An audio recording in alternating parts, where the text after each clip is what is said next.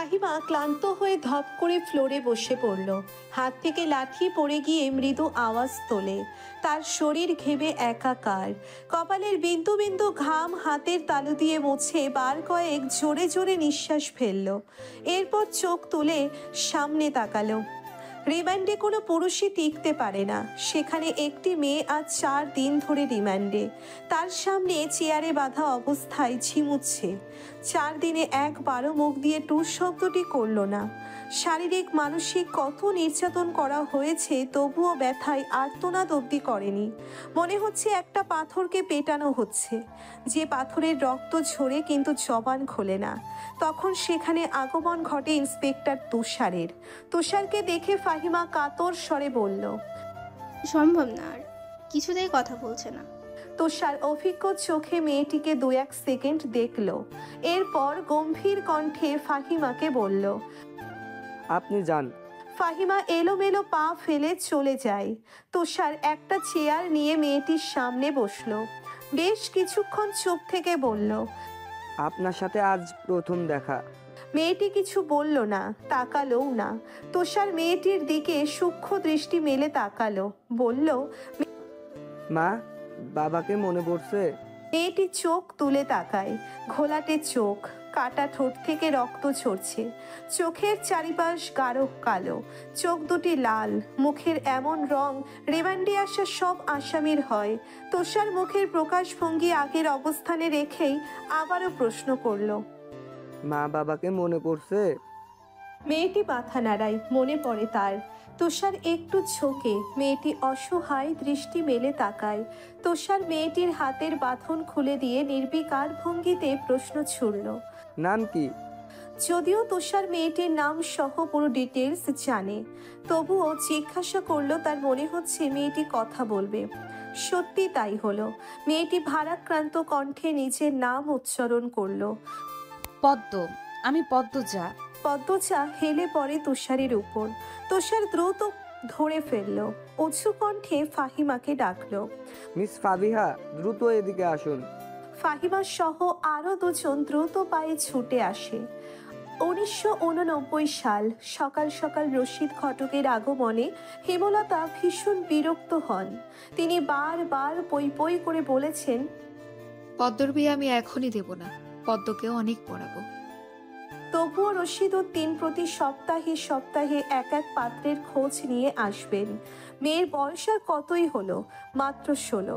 শামসুল আলমের মেয়ের বিয়ে হয়েছে 24 বছর বয়সে।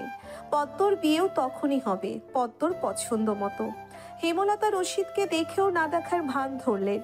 রশিদ একদলা থুথু ফেললেন উঠানে। এরপর হেমলতার উদ্দেশ্যে বললেন, বুঝছো পদ্মর মা, এইবারে যে পাত্র আনছি এক্কেবারে খাঁটি হীরা। হেমলতা বিরক্ত ভরা কণ্ঠে জবাব দিলেন, আমি আমার মেয়ের জন্য পাত্র চাইনি, তবুও বারবার কেন আসেন আপনি? যুবতী মাইয়া ঘরে রাহুন ভালো না। মেয়েটা তো আমার, আমাকেই বুঝতে দেন না। হেমলতার কণ্ঠে বিরক্তি ঝরে পড়ছে। রশিদ অনেক চেষ্টা করেও সুবিধে করতে পারলেন না। ব্যর্থ থমথমে মুখ নিয়ে সড়কে পা রাখেন। প্রতিদিনই কোনো না কোনো পাত্রপক্ষ এসে হাতে টাকা গুজে দিয়ে বলবে, মোরশেদ, বড় ছেড়িডারে চাই। রশিদ নিজে নিজে বিড়বিড় করে আওড়ান, গ্রামে কি আর ছেড়ি নাই? একটা ছেড়িরেই কেন সবার চোখে পড়তে হইব? চাইলেই কি সব পাওয়া যায়? পূর্ণায় স্কুল জামা পরে পদ্মজাকে ডাকলো। আপা, এই আপা, স্কুলে যাবি না? আপা রে। পদ্মজা পিটপিট করে চোখ খুলে কোনো মতে বলল, না। পরপরই চোখ বুজে ঘুমে তলিয়ে গেল। পূর্ণা নিরাশ হয়ে মায়ের রুমে আসে। আম্মা, আপা কি স্কুলে যাইবো না? হেমলতা বিছানা ঝাড়া রেখে পূর্ণার দিকে কড়া চোখে তাকান। রাগীর স্বরে বললেন, যাইব কি? যাবে বলবি। পূর্ণা মাথা নত করে ফেলল। হেমলতার কড়া আদেশ, মেয়েদের পড়াশোনা করাচ্ছি অশুদ্ধ ভাষায় কথা বলার জন্য নয়, শুদ্ধ ভাষায় কথা বলতে হবে। পূর্ণাকে মাথা নত করতে দেখে হেমলতা তৃপ্তি পান। তার মেয়েগুলো মান্যতা চিনে খুবই অনুগত। তিনি বিছানা ঝাড়তে ঝাড়তে বললেন, পদ্মর শরীর ভালো না, সারা রাত পেটে ব্যথায় কেঁদেছে, থাকুক, ঘুমাক। পূর্ণার কিশোরী মন বুঝে যায় পদ্মজা কিসের ব্যথায় কেঁদেছিল। সে রাতে নানা বাড়ি ছিল বলে জানতো না, ভোরেই চলে এসেছে। নানা বাড়ি হেঁটে যেতে 5 মিনিট লাগে। পূর্ণাকে চুপচাপ দাঁড়িয়ে থাকতে দেখে হেমলতা বললেন, তুই যা, মাথা নিচু করে যাবি, মাথা নিচু করে আসবি। আচ্ছা আম্মা। পূর্ণা রুমে এসে আয়নার সামনে দাঁড়ালো, নিজেকে খুঁটিয়ে খুঁটিয়ে দেখলো। এরপর গত মাসে মেলা থেকে আনা লাল লিপস্টিক গাঢ় করে ঠোঁটে মাখে। 14 বছরের পূর্ণার ইদানিং খুব সাজতে ইচ্ছে করে।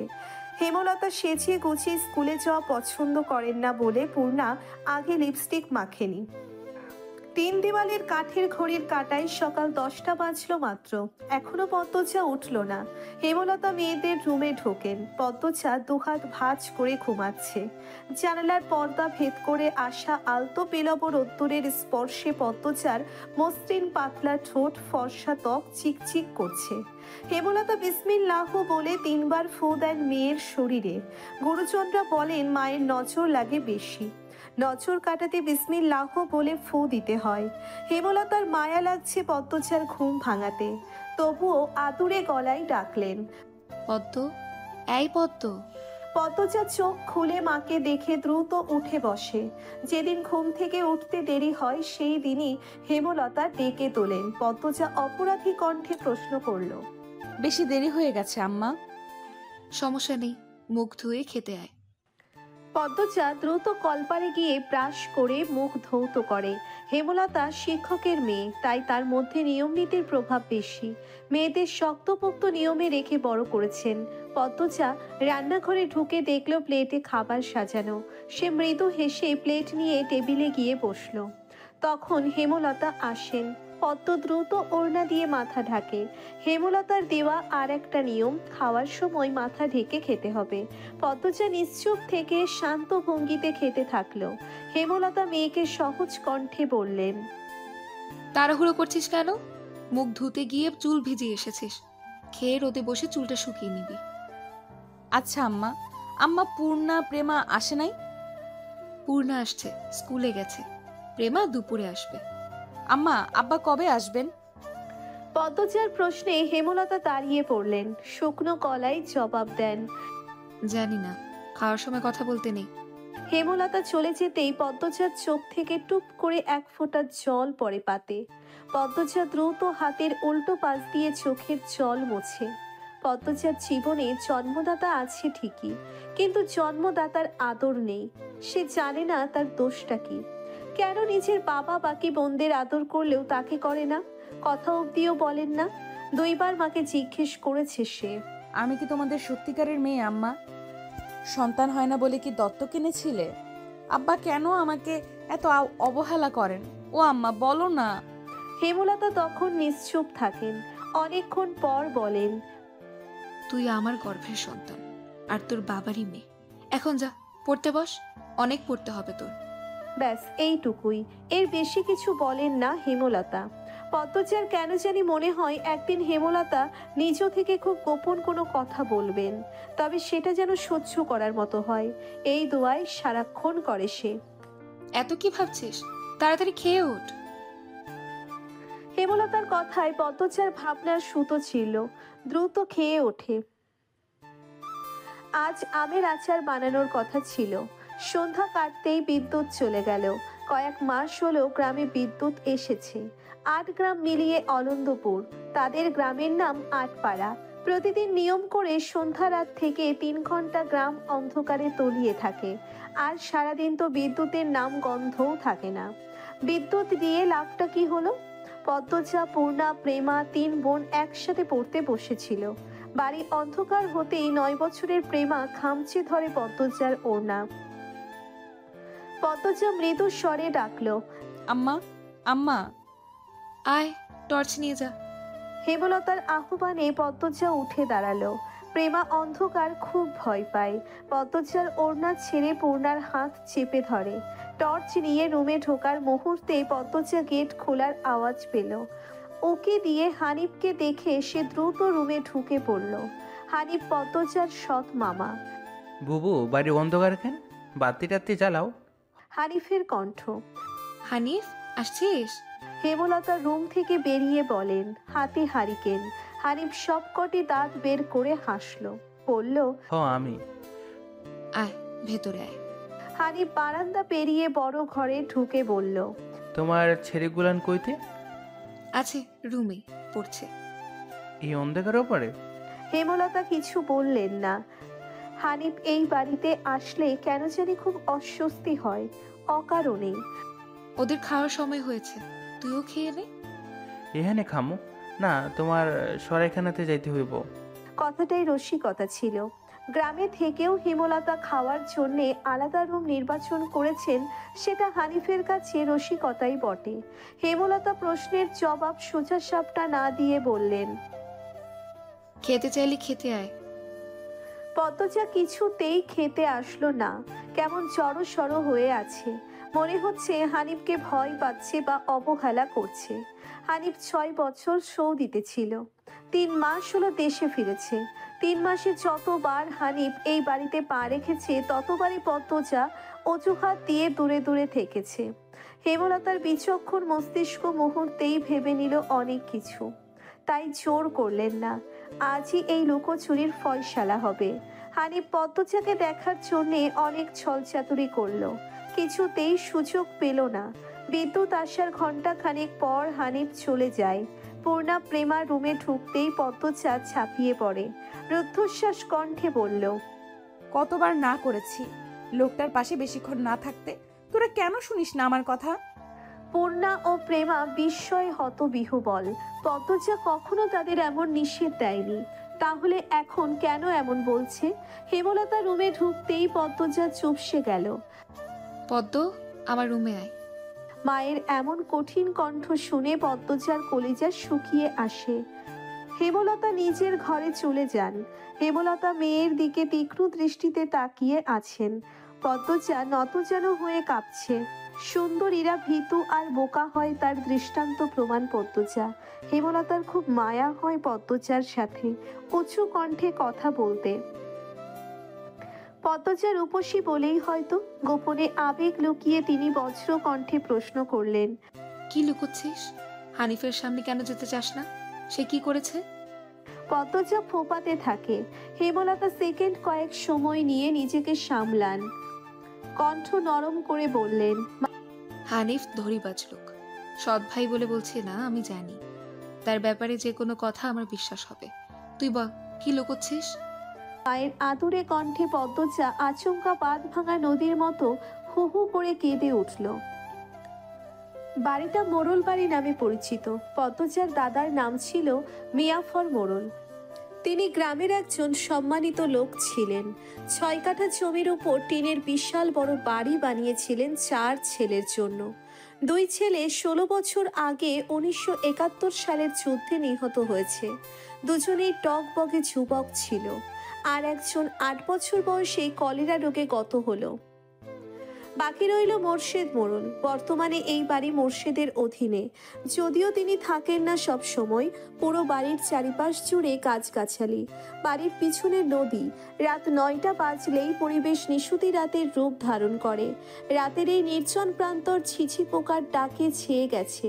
ছিছি পোকার সাথে পদ্মজার ভাঙা কান্না মিলেমিশে ভৌতিক পরিবেশ সৃষ্টি করেছে। মনে হচ্ছে কোনো আত্মা তার ইহজীবনে না পাওয়া কোনো বস্তুর শোকে এমন মরা সুর ধরেছে। হেমলতা পদ্মজাকে টেনে পাশে বসান। পদ্মজা ডান হাতের উল্টো পাশ দিয়ে চোখের জল মুছে হেমলতাকে বলল, মামা সৌদিতে যাওয়ার আগের দিন আমাদের সবার দাওয়াত ছিল না নানা বাড়ি? খালামণি ভাই বোনেরা এসেছিল। সেদিন ঢাকা থেকে যাত্রার লোক আসছিল স্কুলে, মনে আছে আম্মা? আছে। উঠোনে ধপ করে একটা আওয়াজ হয়। হেমলতা পদ্মজা কেঁপে উঠল। পূর্ণা প্রেমা দরজায় কান পেতে রেখেছিল মা বোনের কথা শুনতে। হুট করে কিছু পড়ে যাওয়ার আওয়াজ হওয়াতে দুজন ভয় পেয়ে যায়। দরজা ঠেলে হুড় মুড়িয়ে রুমে ঢুকে পড়ে। হেমলতা বড় মেয়ের সাথে গোপন বৈঠক ভেঙে দ্রুত পায়ে বারান্দায় এসে দাঁড়ান। উঠানে বিদ্যুৎ নেই, হারিকেন জ্বালান।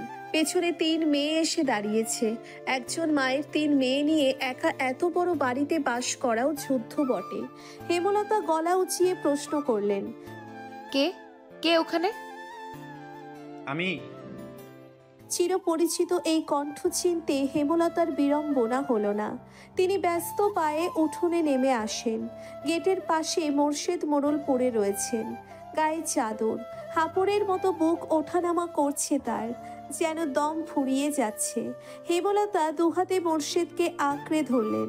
পদ্মজা পূর্ণা দৌড়ে আসে। মোর্শেদের এনফাইসিমার রোগ আছে। এই রোগে অল্প চলাফেরাতেই শ্বাসটানের উপক্রম হয় এবং দম ফুরিয়ে যায়। শ্বাস নেবার সময় গলার শিরা ভরে যায়। 3 মা মেয়ে মোর্শেদকে ধরে রুমে নিয়ে আসে। মোর্শেদ এভাবেই হুটহাট করে বাড়ি ফেরে, কখনো কাক ডাকা ভোরে, কখনো নিশুতি রাতে, বা কখনো কাঠ ফাটা রোদে। মোর্শেদ মোড়লেই এনফাইসিমা রোগটা ধরা পড়ে 7 বছর আগে। মোর্শেদের অ্যাজমা ছিল, আবার ধূমপানে খুবই আসক্ত ছিলেন, ফলে ফুসফুসের এই রোগটি খুব দ্রুত আক্রমণ করে বসে। মোর্শেদ খানিকটা সুস্থ হয়ে রাত 1টার দিকে ঘুমালেন। পূর্ণা প্রেমার রুমে গিয়ে শুয়ে পড়েছে। পদ্মজা বারান্দার রুমে ঝিম মেরে বসে আছেন। জানালার বাইরে চোখের দৃষ্টি জ্যোৎস্না গলে গলে পড়ছে। কি সুন্দর দৃশ্য! পদ্মজার মন বলছে মা আসবে তার খোঁজে, পুরোটা ঘটনা শুনতে আসবেই। সত্যি তাই হলো। কিছুক্ষণ পরই হেমলতা আসলেন। আম্মা, বাতিটা নিভিয়ে দাও। বলল পদ্মজা, কণ্ঠ খাদে নামানো। হেমলতা বাতি নিভিয়ে পদ্মজার পাশে বসেন। পদ্মজা তৈরি ছিল, তবুও অপ্রস্তুত হয়ে পড়ে। খুব অস্বস্তি হচ্ছে। সে গোপনে দীর্ঘশ্বাস ছাড়ল। পদ্মজা তখন 4র্থ শ্রেণীর ছাত্রী, বয়স 10 ছিল। খুব কম বয়সেই তাকে স্কুলে পাঠানো শুরু করেন হেমলতা। সেদিন নানা বাড়িতে সবার দাওয়াত পড়ে। হানিফ চলে যাবে সৌদিতে, তাই এত আয়োজন। পরিবারের মিলন আসর বসে। স্কুল মাঠেও সেদিন নাচ গান অনুষ্ঠিত হয়। বাড়ির সবাই সেখানেই চলে যায়। বাড়িতে থাকে শুধু পদ্মজা, পদ্মজার বৃদ্ধ নানা আর হানিফ।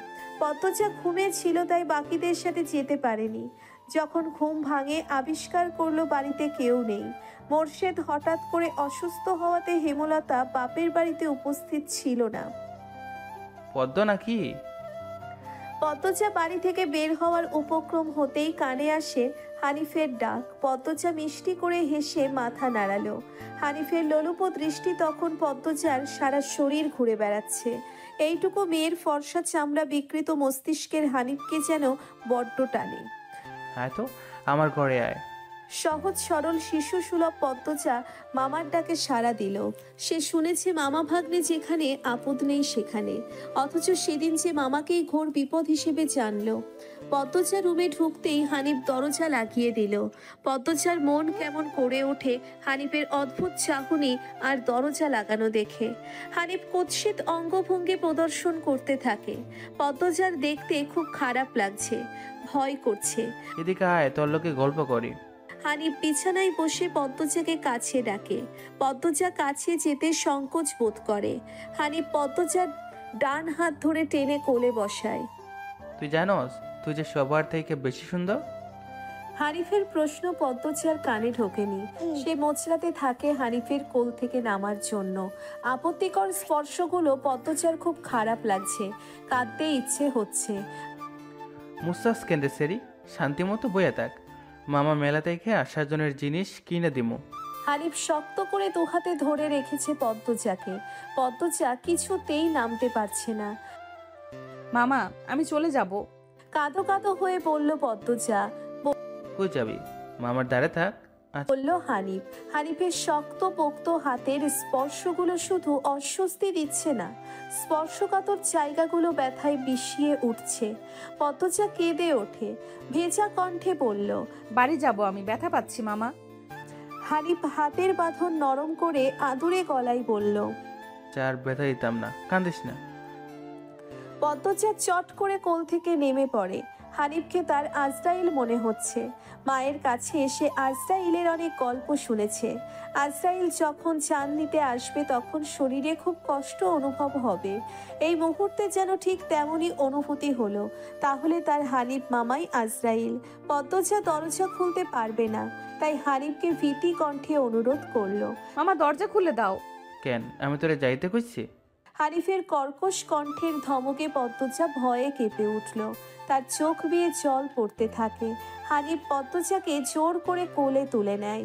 পদ্মজা কাঁদছে, তার খুব ভয় লাগছে, বারবার বলছে, মামা আমি বাড়ি যাব। হানিফের তাতে বিন্দুমাত্র ভ্রুক্ষেপ নেই। বাড়িতে কেউ নেই, বৃদ্ধ সৎ বাবা কানে শোনে না। পদ্মজা হানিফকে কিল ঘুষি দিতে থাকে, সেই সাথে জোরে জোরে কান্না শুরু করে। এভাবে কাঁদলে পাশের বাড়ির যে কেউ চলে আসবে। হানিফের রক্ত টকবক করছে উত্তেজনায়। সে দ্রুত ওড়না দিয়ে পদ্মজার মুখ হাত পা বেঁধে ফেলল। পদ্মজার দু চোখের পানি হানিফের চোখে লাগেনি। হানিফ ভীষণ আনন্দ পাচ্ছে, পৈশাচিক আনন্দ পাচ্ছে। সে সিগারেট জ্বালায়, খুব আনন্দ হলে তার সিগারেট টানতে ইচ্ছে হয়। সিগারেট টানতে গিয়ে মাথায় আসে নৃশংস ইচ্ছে। নাক মুখ দিয়ে ধোয়া উড়িয়ে সিগারেট 2 আঙ্গুলের মাঝে রেখে পদ্মজার বাম পায়ের তালুতে চাপ দিয়ে ধরে রাখে। পদ্মজা হাউমাউ করে কেঁদে উঠল। হেমলতা 2 হাতে শক্ত করে মেয়ের বুকের সাথে জড়িয়ে ধরেন। পদ্মজা কাঁদতে কাঁদতে বলল, আম্মা তখন আমার খুব কষ্ট হচ্ছিল, আমার দমটা বের হয়ে যাচ্ছে মনে হচ্ছিল। আমি তোমাকে খুব ডাকছি আম্মা, তুমি আসোনি। পদ্মজার কথাগুলো হেমলতার বুক রক্তাক্ত করে দেয়। এ যেন 1971 সালের পাকিস্তানিদের নৃশংসতা। নিজের চোখে তিনি দেখেছেন পাকিস্তানিদের নিষ্ঠুরতা। হানিফ আর তার দেখা অত্যাচারী পাকিস্তানিদের মধ্যে কোনো তফাৎ নেই। হেমলতা নির্বাক বাকরুদ্ধ। শুধু অনুভব হচ্ছে তার বুকে পড়ে আদরের পদ্মজা হাউমাউ করে কাঁদছে, সর্বাঙ্গ যেন কাঁপছে। হানিফকে ক্ষতবিক্ষত করে দিতে হাত নিষ্পিস করছে। সেদিন একটুর জন্য পদ্মজা ধর্ষণ হয়নি। বাড়িতে সবাই ফিরে এসেছিল।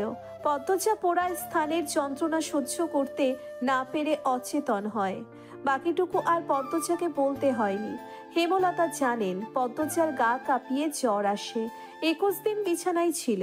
ততদিনে হানিফ দেশ ছেড়ে চলে যায়। পদ্মজা ভয়ে লজ্জায় ঘটনাটি কাউকে বলেনি।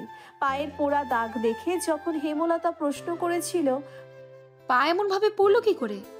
পদ্মজা সহজভাবে জবাব দিয়েছিল, চুলার কাছে গিয়েছিলাম, চুলার লাকড়ির আগায় পা লাগিয়েছিল। কথাটা পদ্মজা সাজিয়েই রেখেছিল, সাথে অনেক যুক্তি। তাই মিথ্যে বলতে একটুও কাঁপেনি। পুরো ঘটনাটা পদ্মজার বুকে তাজা হয়ে আছে। এই 6 বছরে লুকিয়ে কতবার কেঁদেছে সে। সব সময় চুপ করে কোথাও বসে থেকেছে। হেমলতা মেয়ের নিশ্চুপতা দেখে মাথা ঘামাননি, কারণ পদ্মজা ছোট থেকেই চুপচাপ ছিল। কিন্তু আজ হেমলতার খুব আফসোস হচ্ছে, নিজেকে অপরাধী মনে হচ্ছে। তিনি ভেবেছিলেন তার 3টে মেয়েই তার কাছে খোলা বইয়ের মতো, চাইলেই পড়া যায়। বিশেষ করে পদ্মজাকে বাড়ির পিছনের নদীর বুক দিয়ে তরতর করে বয়ে যাওয়া স্বচ্ছ টলটলে পানির মতো মনে হতো, যার জীবনে অস্বচ্ছ বলতে কিচ্ছু নেই। সবই সাদামাটা, সহজ সরল। অথচ পদ্মজার জীবনেই কত বড় দাগ জলজল করে জ্বলছে, কত বড় ঘটনা লুকিয়েছিল। মেয়েরা কথা লুকিয়ে রাখার সীমাহীন ক্ষমতা নিয়ে জন্মায়। কথাটি নিজের মেয়েদের ক্ষেত্রে মাথায় আসেনি। পদ্মজা শান্ত হলে হেমলতা বললেন, পাটা দেখি। পদ্মজা পা বিছানায় তুলল। হেমলতা পদ্মজার পা কোলে নিয়ে পোড়া দাগটা দেখেন মনোযোগ দিয়ে। রক্ত টকবক করে ওঠে। রন্ধ্রে রন্ধ্রে হিংস্রতা যেন লুটোপুটি খাচ্ছে। এই পোড়া দাগ হানিফের রক্ত দিয়ে মুছবো।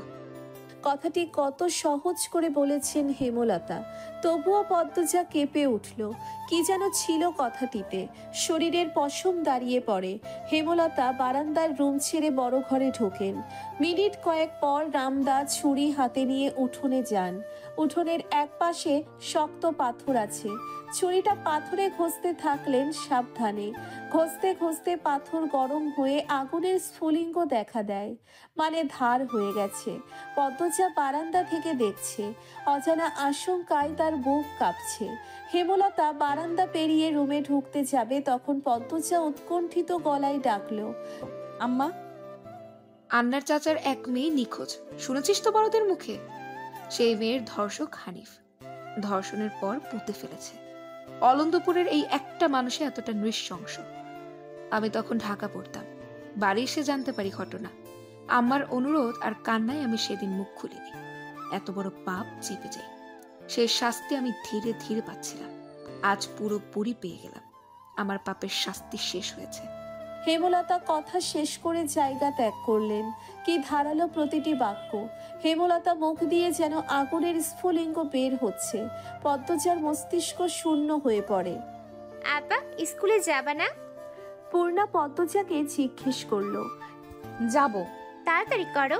তারা দিয়ে পূর্ণা বাড়িতে ঢুকলো। পদ্মজা বাড়ির পিছনের নদীর ঘাটে উদাসীন হয়ে বসে আছে। এই নদীর নাম মাদিনী। গ্রীষ্মকাল বিদায়ের 3 সপ্তাহ চলছে। এখন বর্ষাকাল। মাদিনী জলে কানায় কানায় ভরে উঠেছে। সে যেন স্রোতস্বিনী। ঘোলা জলের একটানা স্রোত বয়ে যায় সাগরের দিকে। উজান থেকে ভেসে আসছে ঘন সবুজ কচুরিপানা। পদ্মজার এই দৃশ্য দেখতে বেশ লাগে। নিষ্পলক চোখে তাকিয়ে আছে মাদিনীর স্বচ্ছ জলের দিকে। মাদিনীর বুকের উপর দিয়ে একটা লঞ্চ যাচ্ছে। লঞ্চ দেখে 1 মাস আগের ঘটনা মনে পড়ল তার। সেদিন রাতে হেমলতা ছুরি ধার দিয়ে রুমে ঢুকে গেলেন। পদ্মজা কাপা পায়ে রুমে ঢুকে বিছানায় শুয়ে পড়ে। কিছুক্ষণের মধ্যেই ঘুমিয়ে পড়ে। এর পরের দিন স্কুল থেকে বাড়ি ফিরে নামাজ পড়ে খেতে বসলো। তখন হিমেল হন্তদন্ত হয়ে বাড়িতে ঢোকে। হিমেল হচ্ছে হেমলতার ছোট ভাই। আপা, ওই পতো আপা কই? হিমেলের কণ্ঠ। কি হয়েছে মামা? জবাব দিল পদ্মজা। পদ্মজার প্রশ্ন উপেক্ষা করে হেমলতাকে হিমেল ডাকলো। আপা, এই আপা। হেমলতা বাড়ির পিছন থেকে ব্যস্ত পায়ে হেঁটে আসেন। কি হয়েছে? হিমেল হেমলতাকে দেখে হাউমাউ করে কেঁদে উঠল। আপা, ভাইজান খুন হয়েছে। রাতে কে যেন মাইরা ফালাইছে আপা। হিমেল কাঁদতে কাঁদতে হাঁটু ভেঙে বসে পড়ল। পদ্মজা তাৎক্ষণিক সন্দিহান চোখে মায়ের দিকে তাকালো।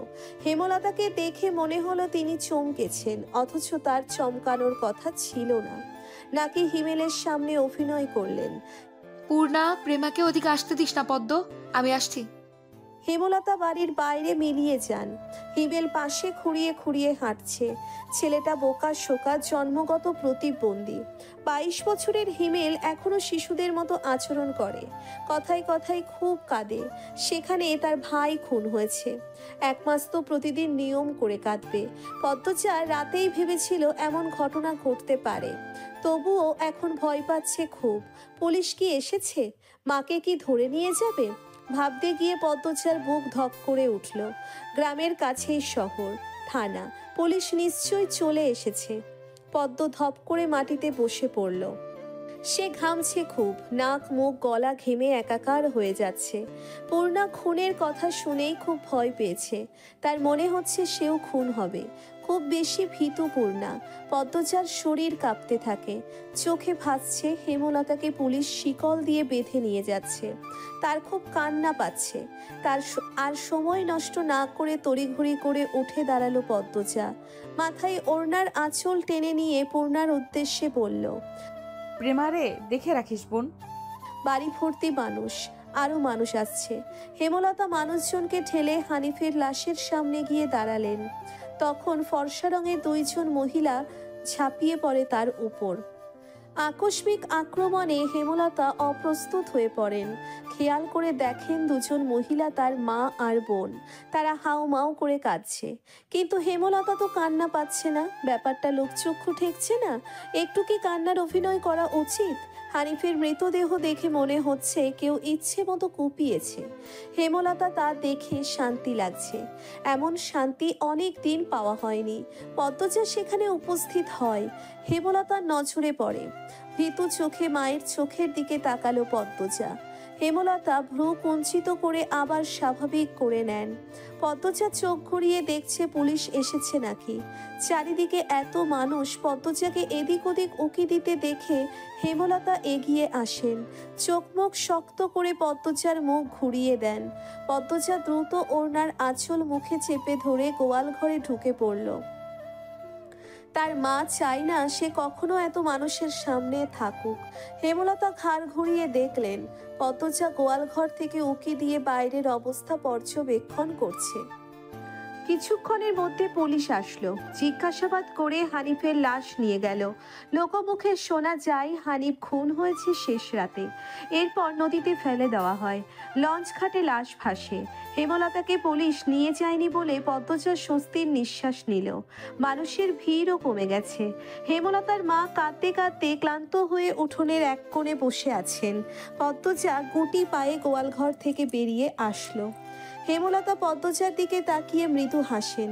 সেই হাসি দেখলেন হেমলতার মা মঞ্জুরা। তিনি কিছু একটা ভেবে নেন। হেমলতার কাছে এসে কিরমির করে বলেন, তুই খুন করছস? তোমার কেন মনে হচ্ছে এমন?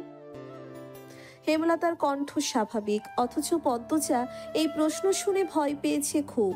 যদি নানু পুলিশকে বলে দেয়, পুলিশ তো তার মাকে নিয়ে যাবে। কাল রাইতে তুই আইছিলি হানিফের ঘরে, আমি দেখি নাই। রাগে কাঁপছেন মঞ্জুরা। আসছি। হেমলতার নির্বিকার স্বীকারোক্তি। কেন মারলি আমার ছেলেটারে? তোর কি ক্ষতি করছে? আসছি বলে আমি খুন করেছি? এত রাইতে তুই তার কাছে আর কি দরকারে আইবি? আমি তাকে মারতেই যাব কেন? মঞ্জুরা আহত দৃষ্টিতে তাকিয়ে আছেন হেমলতার দিকে। হেমলতার চোখ মুখ শক্ত। নিস্তব্ধতা কাটিয়ে মঞ্জুরা চেঁচিয়ে উঠলেন, পুলিশের কাছে যাবো আমি। পদ্মজা কেঁদে উঠল, অস্পষ্ট কণ্ঠে বলল, নানু এমন করো না। হেমলতা নিচু স্বরে কঠিন করে বললেন, আমার মেয়েদের থেকে আমাকে দূরে সরানোর চেষ্টা করো না আম্মা, ফল খুব খারাপ হবে। পদ্মজার মনে হলো মঞ্জুরা ভয় পেয়েছেন। মঞ্জুরা সব সময়ই হেমলতাকে ভয় পান। তিনি চুপসে যান, শুধু ঘৃণা ভরা দৃষ্টি নিয়ে হেমলতার দিকে তাকিয়ে থাকেন। পদ্মজা বুঝে উঠতে পারে না তার নানু কেন ভয় পায় মাকে। মায়ের অতীতে কি ঘটেছে, কেন তিনি এমন কাঠখোট্টা? ছেলের খুনিকে কেন মা ছেড়ে দেয়? নানু কেন ছাড়লেন? মেয়ে বলে, নাকি অন্য কারণ? কোনো উত্তর নেই। এসব ভাবলে উল্টে মাথা ব্যথা ধরে। অন্য ৮-১০টা পরিবারের মতো কেন না তারা? নাকি গোপনে সব পরিবারেরই এমন জটিলতা আছে? প্রশ্ন হাজারটা, উত্তর কোথায়? সেদিন রাতে খাওয়ার সময় হেমলতা নিম্নস্বরে পদ্মজাকে বললেন, পদ্ম, জি আম্মা। আমি হানিফকে খুন করিনি, কারা করেছে তাও জানি না। কথাটি শুনে পদ্মজা খুব চমকায়। তার মা মিথ্যে বলে না। তাহলে কারা খুন করলো? পদ্মজা প্রশ্ন করলো। তাহলে শেষ রাতে মামার কাছে কেন গিয়েছিলে আম্মা? হেমলতা জবাব দেননি, খাওয়া ছেড়ে উঠে যান। পদ্মজার ভাবনার সুতো কাটলো কারো পায়ের আওয়াজ শুনে। ঘাড় ঘুরিয়ে মোর্শেদকে দেখতে পেল। মোর্শেদ পদ্মজাকে ঘাটে বসে থাকতে দেখে বিরক্তিতে কপাল কুঁচকালো। এই সেরি যায়েন থেকে। পদ্মজার কান্না পায়, খুব খারাপ লাগে। নিঃশব্দে এক ফোঁটা জল গড়িয়ে পড়ে। তা আড়াল করে ব্যস্ত পায়ে বাড়ির ভিতর চলে যায়। কয়েক মাস পর পদ্মজার ম্যাট্রিক পরীক্ষা। তিন বোন বই নিয়ে সড়কে উঠল। পদ্মজার কোমর অবধি ওড়না দিয়ে ঢাকা। পূর্ণা এক নাগারে বকবক করে যাচ্ছে। স্কুলে যাওয়া অবধি কথা বন্ধ হবে না। মাঝে মাঝে জোরে জোরে হাসছে। মেয়েটার হাসির রোগ আছে বোধহয়। একবার হাসি শুরু করলে আর থামে না। পদ্মজা বারবার বলছে, আম্মা রাস্তায় কথা বলতে আর হাসতে মানা করছে, চুপ কর না। তবুও পূর্ণা হাসছে। বাড়ির বাইরে এসে এসে মুক্ত পাখির মতো আচরণ করে। তাকে দেখে মনে হয় খাঁচা থেকে মুক্ত হয়েছে। পদ্ম, এই পদ্ম, খাড়া। পদ্মজা ক্ষেতের দিকে তাকালো। লাবণ্য ক্ষেতের আল ভেঙে দৌড়ে আসছে। লাবণ্য আর পদ্মজা এক শ্রেণীতে পড়ে। লাবণ্য কাছে এসে হাঁপাতে থাকলো। শান্ত হওয়ার পর 4 জন মিলে স্কুলের উদ্দেশ্যে হাঁটা শুরু করলো। বাংলা পড়া শিখে এসেছি আজ। পদ্মর প্রশ্ন অগ্রাহ্য করে লাবণ্য বলল, আরে সেরি, বাড়ির শুদ্ধ ভাষায় কথা কইলে বাইরেও কইতে হইব নাকি? আমি আঞ্চলিক ভাষা পারি না। লাবণ্য অসন্তোষ প্রকাশ করলো। সে অলন্দপুরের মাতব্বর বাড়ির মেয়ে। তাদের বাড়ির সবাই শিক্ষিত, তবুও তারা আঞ্চলিক ভাষায় কথা বলে, পরিবারের 2-3 জন সদস্য ছাড়া। আর পদ্মচার 14 গোষ্ঠী মূর্খ 2-3 জন ছাড়া। তবুও এমন ভাব করে আঞ্চলিক ভাষা নাকি পারে না। সত্যি আমি পারি না। ছোট থেকে আম্মা শুদ্ধ ভাষা শিখিয়েছেন, উনিও বলেন, তাই শুদ্ধ ভাষায় কথা বলতেই আরাম পাই। পূর্ণা তো পারে, আমার চেষ্টা করতে ইচ্ছা হয় না। আইসা বাদ দে। শুন, কাইল আমরার বাড়িতে নায়ক নায়িকারা আইব। পূর্ণা বিগলিত হয়ে প্রশ্ন করলো। কেন আসবো? কোন নায়ক? শুটিং করতে, ছবি শুটিং। পদ্মজা এসবে কোনো আগ্রহ পাচ্ছে না। পূর্ণা খুব আগ্রহ বোধ করছে। সপ্তাহে একদিন সুমিদের বাড়িতে সাদা কালো টিভিতে এসে ছায়াছবি দেখতে যায়। তাই অভিনয় শিল্পীদের প্রতি তার আগ্রহ আকাশ ছোঁয়া। পূর্ণা গদগদ হয়ে প্রশ্ন ছুড়ল। কোন নায়ক নায়িকা? বল না লাবণ্য আপা। দাঁড়া, মনে করি। পূর্ণা কৌতূহল নিয়ে তাকিয়ে আছে। লাবণ্য চোখ বুজে মনে করার চেষ্টা করলো। এরপর মনে হতেই বলল, লিখন শাহ আর চিত্রা দেবী। তুমি আমার ছবির নায়ক নায়িকা? হ। স্কুলের যাওয়ার পুরোটা পথ লাবণ্য আর পূর্ণা ছায়াছবি নিয়ে আলোচনা করলো। মূল বক্তব্যে ছিল লিখন শাহ। দিনটাকে পদ্মজার অলক্ষণে মনে হচ্ছে। সকালে উঠে দেখলো লাল মুরগিটার একটা বাচ্চা নেই। নিশ্চয়ই শিয়ালের কারবার। রাতে মুরগি খোপের দরজা লাগানো হয়নি। আর এখন আবিষ্কার করলো দেওয়াল ঘড়িটার কাঁটা ঘুরছে না। ঘড়িটা রাজধানী থেকে হানি খালামণি দিয়েছিলেন। গ্রামে খুব কম লোকই হাত ঘড়ি পরে। দেওয়াল ঘড়ি হাতে গোনা 2-3 জনের বাড়িতে আছে। পদ্মজা সূর্যের দিকে তাকিয়ে সময়ের আন্দাজ করার চেষ্টা করলো। পূর্ণা প্রেমা দুপুরে খেয়েই ঘুম দিয়েছে। পদ্মজা মায়ের রুমে উকি দিল। হেমলতা মনোযোগ দিয়ে সেলাই মেশিনে কাপড় সেলাই করছেন। আটপাড়ায় একমাত্র হেমলতাই সেলাইয়ের কাজ পারেন। প্রতিটি ঘরের কারো না কারো পরনে তার সেলাই করা কাপড় আছে। লুকিয়ে দেখছিস কেন? ঘরে আয়। হেমলতার কথায় পদ্মজা লজ্জা পেল। না আম্মা, কাজ আছে। পানি দিয়ে যা। হেমলতা জগ বাড়িয়ে দেন। পদ্মজা জগ হাতে নিয়ে বলল, আম্মা, সৎকা কোন মুরগিটা দেব? হেমলতা গতকাল স্বপ্নে দেখেছেন বাড়িতে আগুন লেগেছে। তাই তিনি ছটকা দিবেন বলে মনস্থির করেছেন। সকালে পদ্মজাকে মনের কথা জানালেন। সাদা মোরগটা দিয়ে দিস। মুন্না কি আসছে? না, প্রতিদিন বিকেলবেলা তো পানি নিতে আসে, কিছুক্ষণ পরই আসবে। হেমলতা আর কথা বাড়ালেন না। পদ্মজা কলপার থেকে পানি নিয়ে আসে। আছরের আজানের সাথে সাথে মুন্না আসলো। গ্রামের সচ্ছল পরিবার নেই বললেই চলে। হাতে গোনা কয়েকটা পরিবারের সচ্ছলতা আছে। হেমলতার পরিবারটা টিকে আছে হেমলতার তীক্ষ্ণ বুদ্ধি এবং পরিশ্রমের জন্যে। পুরো আটপাড়ায় টিউবওয়েল মাত্র 5টা। পদ্মজাদের টিউবওয়েল থেকে পানি নিতে প্রতিদিন অনেকেই আসে। তার মধ্যে নিয়মিত একজন মুন্না। 10 বছরের একটা ছেলে। মা নেই, বাবা পঙ্গু। সদরে বসে ভিক্ষা করে। পদ্মজা মোরগ নিয়ে কলপারে এসে দেখে মুন্না নেই। একটু সামনে হেঁটে এসে ঘাটে মুন্নাকে দেখতে পেল। ডাকলো, মুন্না। মুন্না ফিরে তাকায়। পদ্মজার হাতে সাদা মোরগ দেখে মুন্না খুব খুশি হয়। পদ্মজা না বললেও বুঝে যায় ছটকা পাবে আজ। মুন্না এগিয়ে আসলো, দাঁত কেলিয়ে হাসলো। হাসিস কেন? নে মোরগ, তোর আব্বাকে নিয়ে খাবি। মুন্না যে খুব খুশি হয় তা দেখেই বোঝা গেল। খুশিতে গদগদ হয়ে মোরগটাকে জড়িয়ে ধরল। পদ্মজার ঠোঁট দুটি নিজেদের শক্তিতে প্রশান্তির হাসিতে মেতে উঠল। কি সুন্দর মুন্নার হাসি। পদ্মজা বলল, খুব খুশি? হ্যাঁ। দোয়া করবি আমরা যেন ভালো থাকি। করবাম আপা। আচার খাবি মুন্না? হ্যাঁ, খাইবাম। পদ্মজা আবার হাসলো। মুন্না পেটুক। খাওয়ার কথা শুনলেই চোখ চকচক করে ওঠে। পদ্মজা আচার নিয়ে আসে। মুন্নার সাথে বসে আরাম করে খায়। মুন্না একটু একটু করে খেতে খেতে বলল, আপা তুমি খুব ভালা। তাই? হ্যাঁ, বড় হইয়া তোমারে বিয়ে করবাম আমি। পদ্মজা বিষম খেলো। দ্রুত এদিক ওদিক তাকিয়ে দেখলো কেউ শুনলো নাকি। বিয়ে তার কাছে খুব লজ্জাজনক শব্দ। বিয়ে নামটা শুনলেই লজ্জায় লাল টুকটুকে হয়ে যায়। ফিসফিসিয়ে মুন্নাকে জিজ্ঞাসা করলো, বিয়ের কথা কোথায় শিখলি? আব্বা কইছে। আর বলবি না এসব, যা বাড়ির যা। পদ্মজা তড়িঘড়ি করে বাড়ির ভিতরে চলে যায়। রান্নাঘরে ঢুকে দেখলো হেমলতা রান্নার প্রস্তুতি নিচ্ছেন। সন্ধ্যার পর বিদ্যুৎ থাকে না। হারিকেন চালিয়ে রান্না করতে হয়। প্রতিদিন ঘরে একটা হারিকেন আর রান্নাঘরে একটা হারিকেন চালানো অনেক খরচের ব্যাপার। তাই তিনি বিকেলে রাতের রান্না সেরে ফেলেন। আম্মা, আমি রাধি। লাগবে না, সাহায্য কর শুধু। পদ্মজা চোখ ঘুরিয়ে দেখলো কি কাজ করা যায়। কোনো সাহায্যের প্রয়োজন নেই। হেমলতা নির্বিকার ভঙ্গিতে বললেন, লাউ নিয়ে আয়। ছিঁড়ে আনবো না? লাহারি ঘরে আছে। লাহারি ঘরে নেই। পদ্মজা মায়ের আদেশ পেয়ে যেন চাঁদ পেয়েছে এমন ভাব ধরে দ্রুত ছুটে যায় লাউ আনতে। লাউ, বরবটি, ঢ্যাঁড়স, কাঁকরোল, করলা, চিচিঙ্গা, পটল, ঝিঙা ইত্যাদি ইত্যাদি সব রকমের সবজির মেলা বাড়ির চারিপাশ ঘিরে। পদ্মজা সাবধানে ঘাসের উপর দিয়ে লাউ গাছের দিকে এগোয়। বর্ষাকাল হওয়াতে জোকের উপদ্রব বেড়েছে।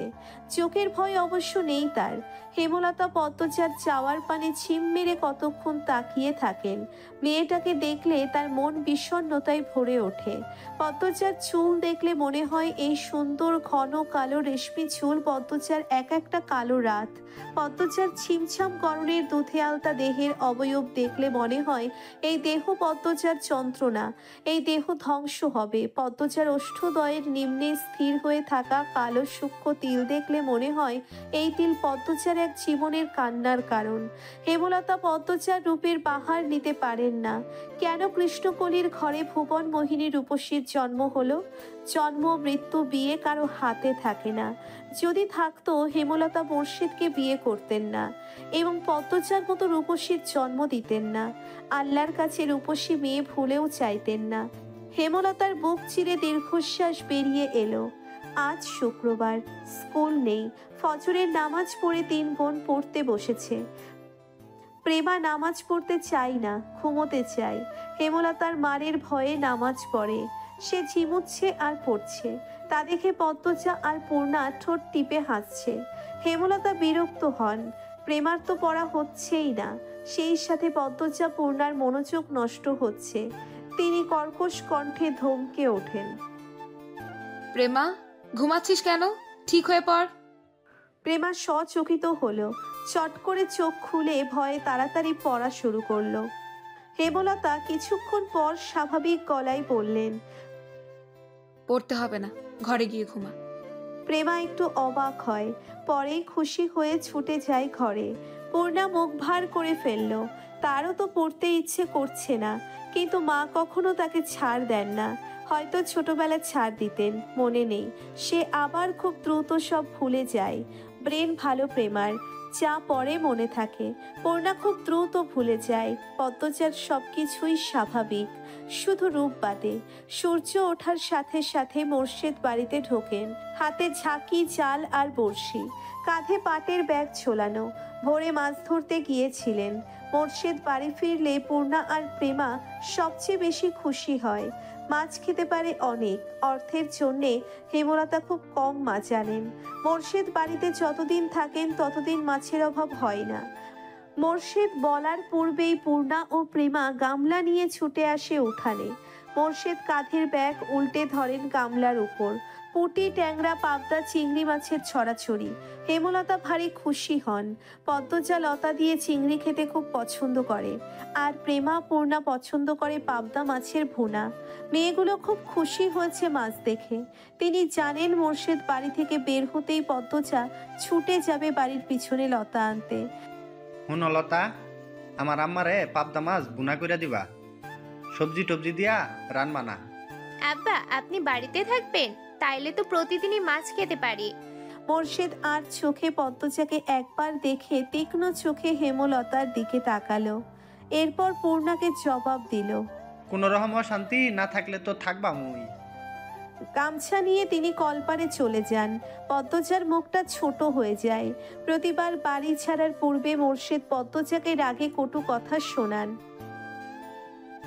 তখন হেমলতা মোর্শেদকে শাসান। ফলস্বরূপ মোর্শেদ বাড়ি ছাড়েন। মোর্শেদ নাকি? বাড়ি ফিরলা কোন দিন?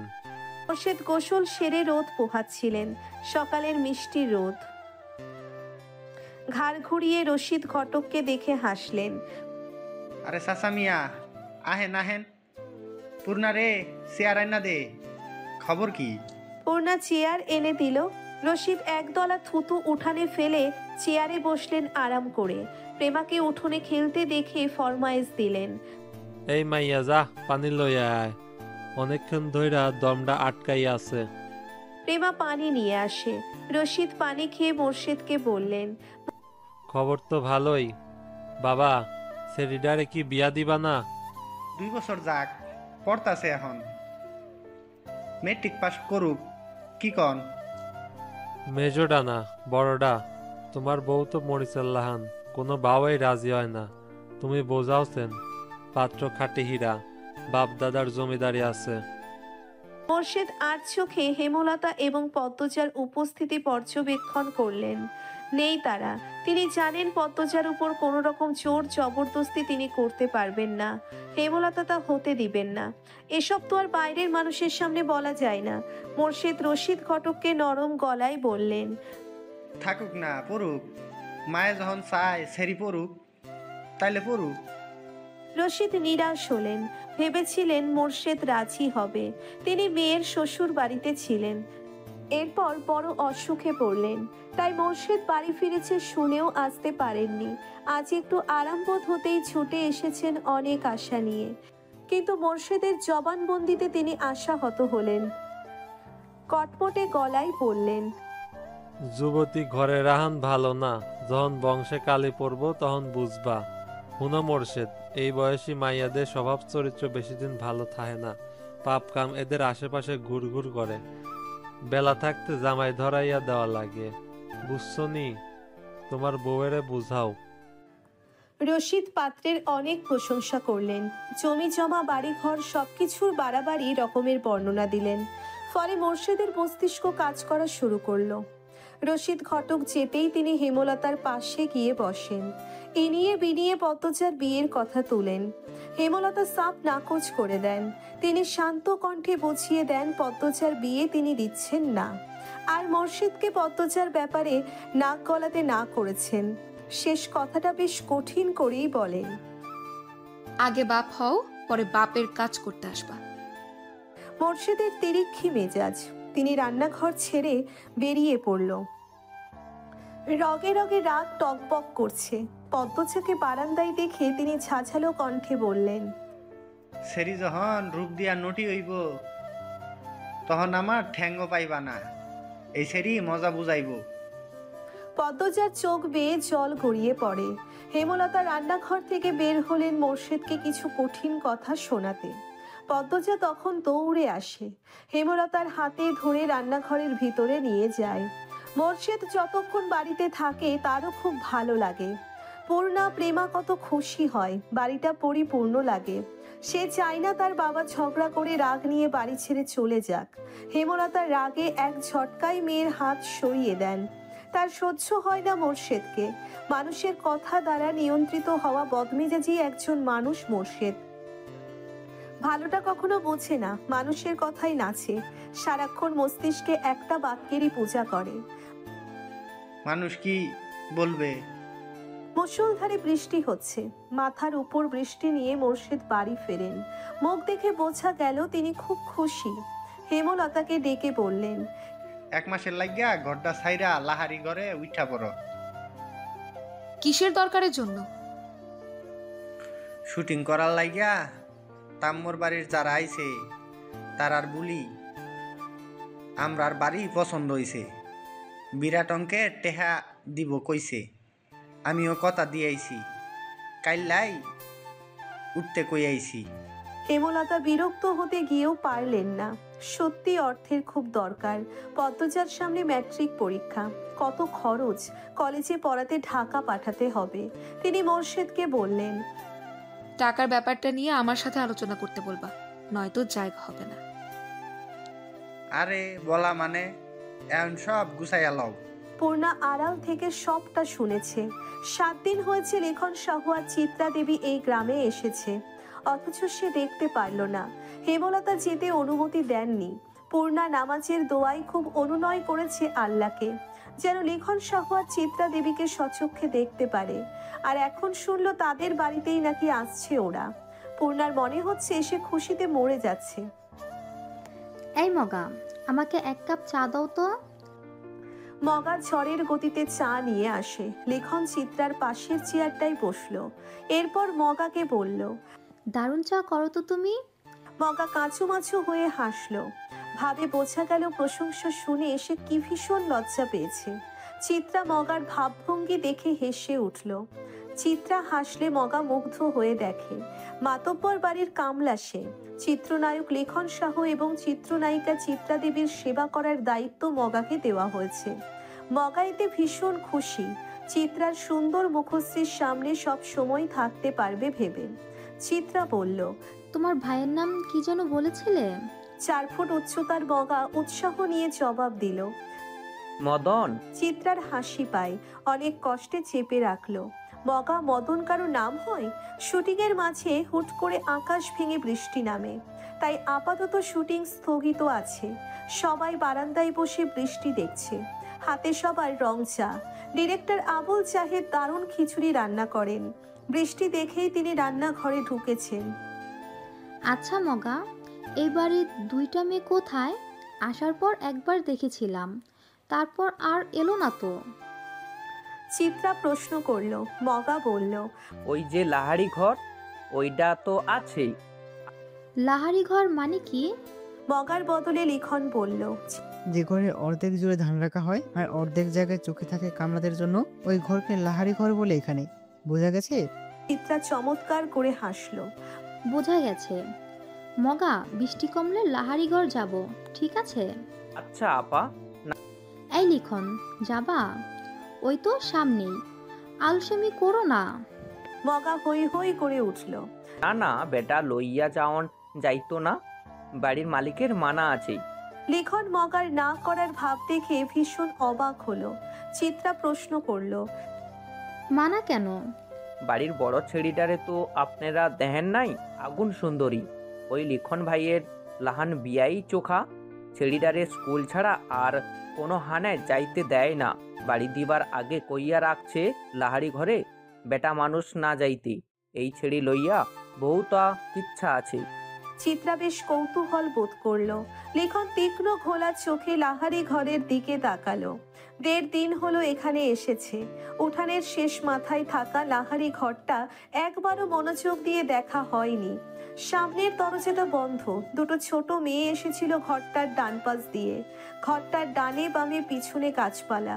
বাড়িটা পুরনো হলেও দারুণ, তবে এই মুহূর্তে তার অন্য কিছুর প্রতি তীব্র কৌতূহল কাজ করছে।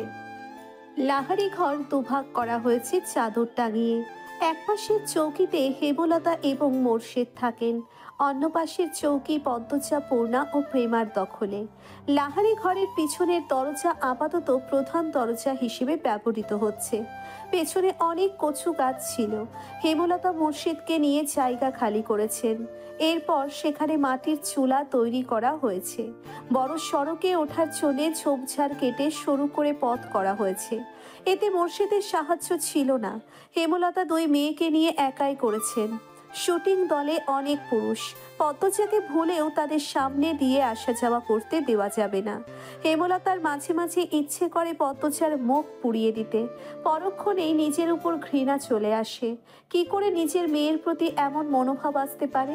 অথচ পদ্মজার হাতে সূচ ফুটালে হেমলতার মনে হয় নিজের শরীরে আঘাত লেগেছে। কি জন্যে এত টান পদ্মজার প্রতি? ভেতরে ভেতরে হেমলতা এই প্রশ্নের উত্তর জানেন, শুধু প্রকাশ পায় না। না জানার ভান ধরে থাকেন। আম্মা, আজ আমি রাধি। পদ্মজার প্রতিদিনের প্রশ্ন। হেমলতা রাঁধতে দিবেন না জানা সত্ত্বেও পদ্মজা প্রতিদিন অনুরোধ করে। হেমলতা বিপদ আপদ ছাড়া পদ্মজাকে রান্নাঘরে পাঠান না। সোনার শরীরে মাটির চুলার কালি লাগাতে হেমলতার মায়া লাগে। তিনি হাসেন। পদ্মজা মুগ্ধ হয়ে দেখে। হেমলতার বয়স 36, শ্যামলা চেহারা, দাঁতগুলো ধবধবে সাদা। চোখের মণি অন্যদের তুলনায় বড় আর গাঢ় কালো। চোখ দুটিকে গভীর পুকুর মনে হয়, ছিমছাম গরম। পূর্ণা যেন মায়েরই কিশোরী শরীর, তবে তারা 3 বোনে মায়ের মতন চিকন আর লম্বা। আচ্ছা, আজ তুই রাঁধবি। পদ্মজা ভাবেনি অনুমতি পাবে। আদরে উল্লাসে প্রশ্ন করে, সত্যি আম্মা? যা জলদি, আসরের আজান কবে পড়েছে? পদ্মজা রান্নার প্রস্তুতি নিতে থাকে। পূর্ণা আর প্রেমা হিজল গাছের নিচে পাটি বিছিয়ে লুডো খেলছে। প্রেমা বাটপারি করে। এই নিয়ে কিছুক্ষণ পর পর তাদের মাঝে তর্ক হচ্ছে। সকালে বৃষ্টি হয়েছে। রান্না করতে গিয়ে পদ্মজা ভেজা মাটির সোদা গন্ধ পেল। কি সুন্দর অনুভূতি। মোর্শেদ পদ্মজাকে রাতে দেখে কপাল কুঁচকে ফেললেন। ঘরে ঢুকে হেমলতাকে মেজাজ দেখিয়ে প্রশ্ন ছুড়ে দিলেন। এই সেরি রান্দে কেন?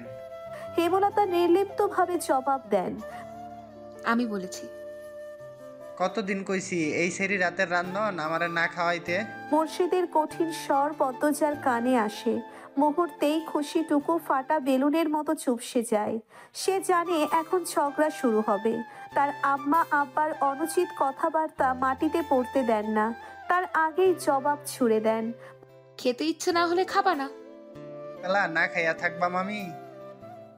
খাবার রেখেও যদি না খেতে চাও সেটা তোমার সমস্যা। আমি বা আমার মেয়ে কেউই না করিনি। মোর্শেদ কিছু নোংরা কথা শোনাতে প্রস্তুত হন।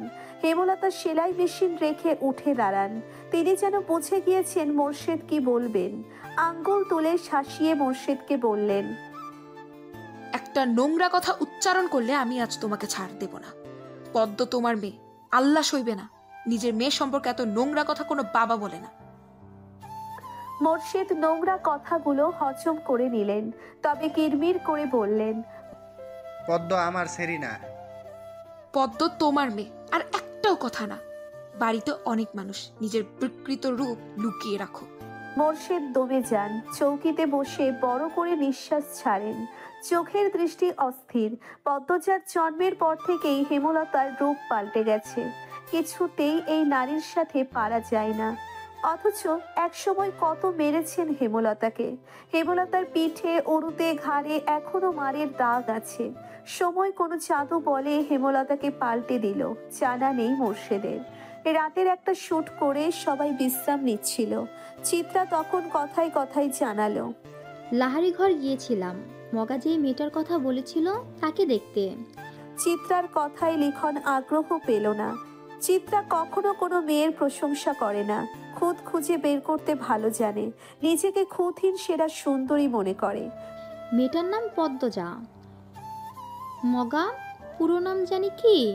চিত্রা মগার সাথে কথা বললে মগা খুব লজ্জা পায়। এখনো পেল। লাজুক ভঙ্গিতে জবাব দিল, উম্মে পদ্মজা। ও হ্যাঁ, উম্মে পদ্মজা। চিত্রার পাশ থেকে সেলিনা পারভিন প্রশ্ন করলেন। সেলিনা পারভিন চলমান চলচ্চিত্রে চিত্রার মায়ের অভিনয় করছেন। চিত্রা বলল, এই বাড়ির মালিক যিনি, ওনার বড় মেয়ের কথা বলছি। এত সুন্দর মুখ আমি দুটো দেখিনি। মেয়েটার মুখ দেখলেই বুকের ভেতর নিকষিত বিশুদ্ধ ভালো লাগা জন্ম হবে। এত শ্রী ভগবান দিয়েছে মেয়েটাকে। লেখন সহ উপস্থিত সবাই অবাক হলো। চিত্রার মুখে কোনো মেয়ের প্রশংসা অবিশ্বাস্য। সবাইকে অবাক হয়ে তাকাতে দেখেই চিত্রা বিব্রত বোধ করলো। গলার জোর বাড়িয়ে বলল, সত্যি বলছি, সন্ন্যাসী ছাড়া কোনো পুরুষ ওই মেয়েকে উপেক্ষা করতে পারবে না। পদ্মজাকে নিয়ে বেশ খানিকক্ষণ আলোচনা চলল। আগ্রহ বেশি লেখনের ছিল। যখন শুনল পদ্মজার 16 বছর, সে দমে গেল। ছোট মেয়ে, হয়তো এমন বয়সী বেশিরভাগ মেয়েরা স্বামীর ঘরে থাকে। তবুও লেখনের পদ্মজাকে খুব ছোট মনে হচ্ছে। তার একটা বোন আছে 16 বছরের। এখনো 2 বেনি করে স্কুলে যায়। কত ছোট দেখতে। লেখন আর মনে হেসে উঠল। হিজল গাছের নিচে দাঁড়িয়ে আছে পদ্মজা। রাতের জোনাকি পোকা চারিদিকে। পদ্মজা প্রায় রাতে মুগ্ধ হয়ে দেখে জোনাকি পোকাদের। মনে হয় দল বেঁধে হারিকেন নিয়ে নাচছে তারা। তবে এই মুহূর্তে রাতের এই সৌন্দর্য পদ্মজার মনে ঢুকতে পারছে না। পদ্মজা ঠোঁট কামড়ে কাঁদছে। চোখ দুটো জ্বলছে খুব। মোর্শেদ রান্না খারাপ হওয়ার অজুহাতে থালা ভর্তি ভাত তরকারি ছুঁড়ে ফেলেছে পদ্মজার মুখে।